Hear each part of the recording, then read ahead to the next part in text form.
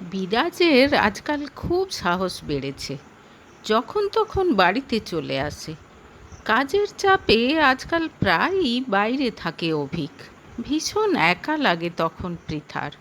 তাই বিরাজ এলে তার ভালোই লাগে। কোথা দিয়ে যে ঘন্টার পর ঘন্টা কেটে যায় তা পৃথা বুঝতে পারে না। আদরে আর খুনসুটিতে তাকে ভরিয়ে তোলে বিরাজ। বিরাজের সঙ্গে পৃথার আলাপ হয়েছিল জিমে। কথায় কথায় নিজের একাকিত্বের গল্প করেছিল সে একদিন। আর তারপর মনের দরজা থেকে ঘরের দরজায় এসে পৌঁছাতে বিরাজের সময় লেগেছিল মাত্র 1 মাস। বিরাজকে কাছে টানতে প্রথম প্রথম পৃথা নিজে খুব সাহসী পদক্ষেপ নিয়েছিল। এখন মাঝে মাঝে তার ভয় হয় বিরাজের সাহস দেখে। কোনো কিছু যেন আর পরোয়া করে না সে। পৃথাকে কাছে পাওয়ার জন্য মাঝে মাঝে সে একেবারে পাগল হয়ে ওঠে। সেদিন অভিক এসে জানালো মুম্বাইতে ট্রান্সফার হয়ে গেছে তার। শুনে খুব খুশি হলো পৃথা। বড় শহরে থাকার মজাই আলাদা। সেই কবে থেকে এই ছোট শহরে থাকতে থাকতে হাঁপিয়ে উঠেছে সে। সেদিন দুপুরে নতুন ভবিষ্যতের কথা ভাবতে ভাবতে স্বপ্নের জাল বুনছিল পৃথা। হঠাৎ কলিং বেল বেজে উঠল। চিন্তায় ছেদ পড়ল পৃথার। দরজা খুলে বিরাজকে দেখে চমকে উঠল সে। তুমি তুমি আজকে কেন এসেছো? খানিকটা বিরক্তি নিয়ে জিজ্ঞেস করল পৃথা। ভেতরে আসতে বলবে না? বলেই পৃথাকে এক প্রকার ঠেলে ঘরে ঢুকে এলো বিরাজ। কি হলো? আমার কথা শুনতে পাচ্ছ না? আজ তো তোমার আসার কথা নয়। পৃথাকে জাপটে ধরে একেবারে কাছে টেনে বিরাজ বলল, তোমাকে ছাড়া আর থাকতে পারছি না ডার্লিং। সারাক্ষণ তোমাকে কাছে পেতে ইচ্ছে করছে। ততক্ষণে পৃথার সারা শরীর ঘুরে বেড়াচ্ছে বিরাজের অবাধ্য হাত। মুহূর্তের মধ্যেই নিজেকে একেবারে বিরাজের কাছে সঁপে দিল পৃথা। বিরাজের সঙ্গে শরীরী খেলায় পৃথা যে সুখ পায় সেই সুখ সে কখনো অভিকের থেকে পায়নি আজ পর্যন্ত। বিরাজের মধ্যে যে আদিম বন্যতা আছে কিছু সময়ের জন্য তা পৃথাকে সব ভুলিয়ে দেয়। শিক্ষা দীক্ষা আচার ব্যবহারে পৃথার ধারে কাছে আসতে পারে না মাওয়ালি বিরাজ। সামাজিক অবস্থানে আকাশ পাতাল ফারাক তাদের। কিন্তু তবু কেন জানে না তাকে পুরোপুরি অস্বীকার করতে পারে না পৃথা। বেশ কিছুক্ষণ উন্মত্ততার পর শান্ত হয় বিরাজ। এবার আমাকে ছেড়ে থাকার অভ্যেস করো, আর এরকমভাবে পাবে না আমাকে। নিজেকে গুছিয়ে নিতে নিতে বলে পৃথা। কেন? অভিকে ট্রান্সফার হয়ে গেছে, মুম্বাই চলে যাচ্ছি আমরা, হাসি মুখে বলে পৃথা। মুহূর্তের মধ্যে বিরাজের মাথায় যেন বাজ ভেঙে পড়ে। কি কি বললে? মুম্বাই চলে যাবে তুমি? আমাকে ছেড়ে চলে যাবে? পৃথাকে আষ্টে পৃষ্ঠে জড়িয়ে ধরে বিহ্বল হয়ে জিজ্ঞেস করে বিরাজ। হ্যাঁ, যেতে তো হবেই। মানে, তোমার সাহস কি করে হয় আমাকে ছেড়ে যাওয়ার? পৃথা বুঝতে পারে বিরাজের হাবভাব কেমন পাল্টে যাচ্ছে। আরে বাবা, ট্রান্সফার হয়ে গেলে যেতে হবে না? বিরাজের আলিঙ্গনমুক্ত হওয়ার চেষ্টা করতে করতে বলে পৃথা। না, আমি তোমাকে কোথাও যেতে দেব না। পৃথা দেখল বিরাজের চোখ মুখ লাল হয়ে উঠেছে। আরে শান্ত হও, এখনও মাসখানেক আছি।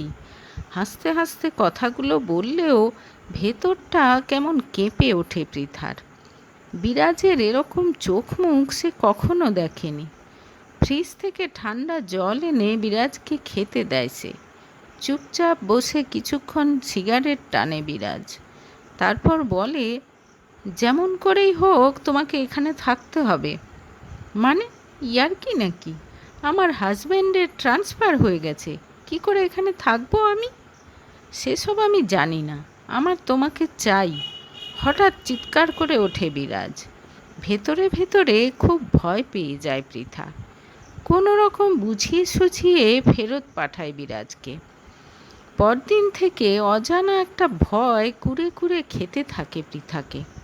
এসব গুন্ডা টাইপের ছেলেদের কোনো ভরসা নেই। ওহ, কি যে করবে সে এখন! তোমাকে একটা কথা বলবো? রাতে অভিককে জিজ্ঞেস করলো পৃথা। বলো, কি বলবে? কি বলবে কিছু ভেবে পেল না পৃথা। সে যে ভয় পাচ্ছে এ কথা বলতে গেলে তো বিরাজের কথা বলতে হবে অভিককে।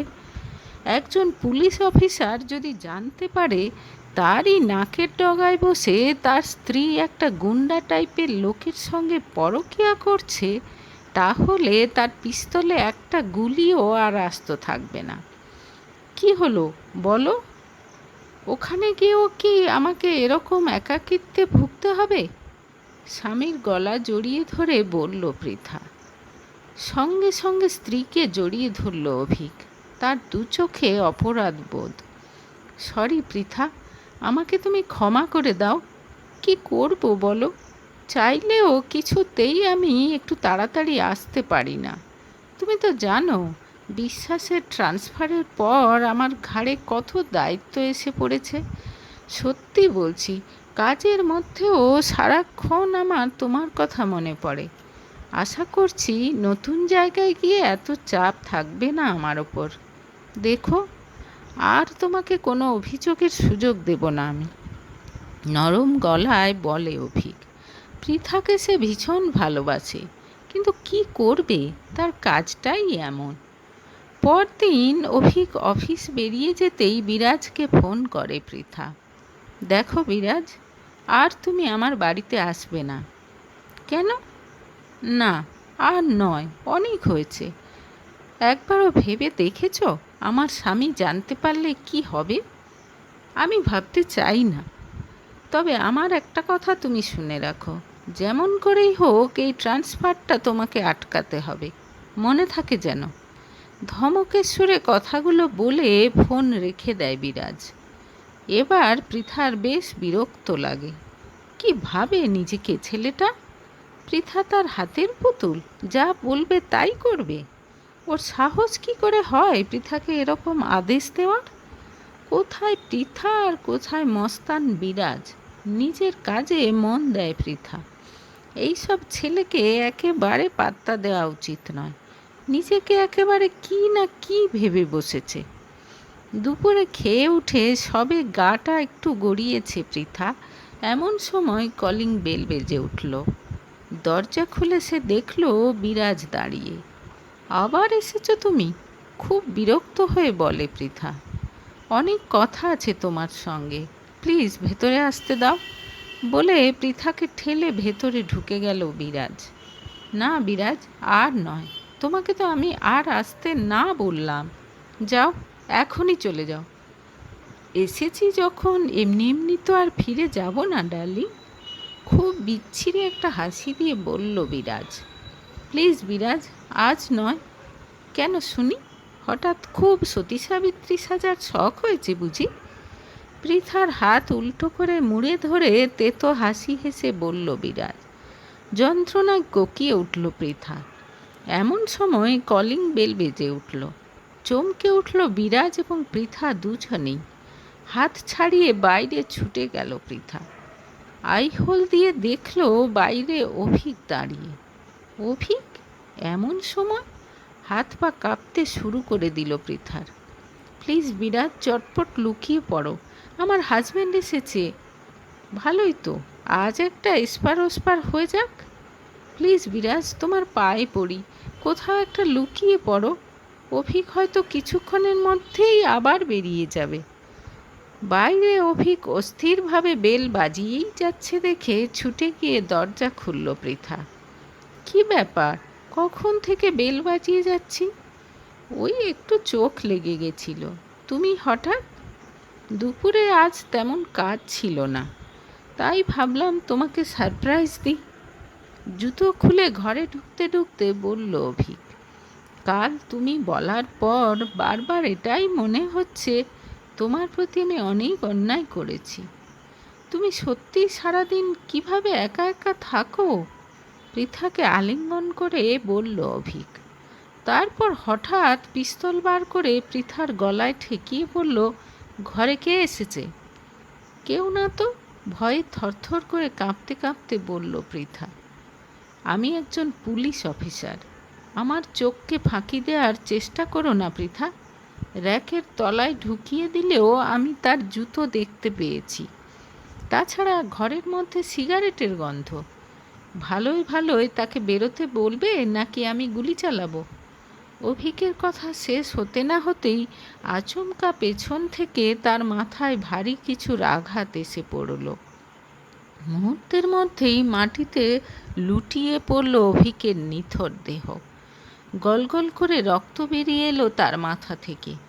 আতঙ্কে চিৎকার করে উঠল পৃথা, এটা কি করলে তুমি বিরাজ? কেমন হাসবেন তোমার? নিজের বউকে গুলি মারতে যায়? ভালোই হয়েছে, এবার তুমি আর আমি নিশ্চিন্তে একসাথে থাকতে পারবো। হাতের লোহার রডটা ফেলে দিয়ে দুহাত বাড়িয়ে পৃথার দিকে এগিয়ে আসে বিরাজ। মুহূর্তের মধ্যে নিচে পড়ে থাকা পিস্তল নিয়ে বিরাজের দিকে গুলি চালিয়ে দেয় পৃথা। তারপর নিজের বুকে খালি করে দেয় সব কটা গুলি। আমাকে তুমি ক্ষমা করো অভিক। চিরদিনের জন্য চোখ বন্ধ করার আগে বিড়বিড় করে বলে পৃথা।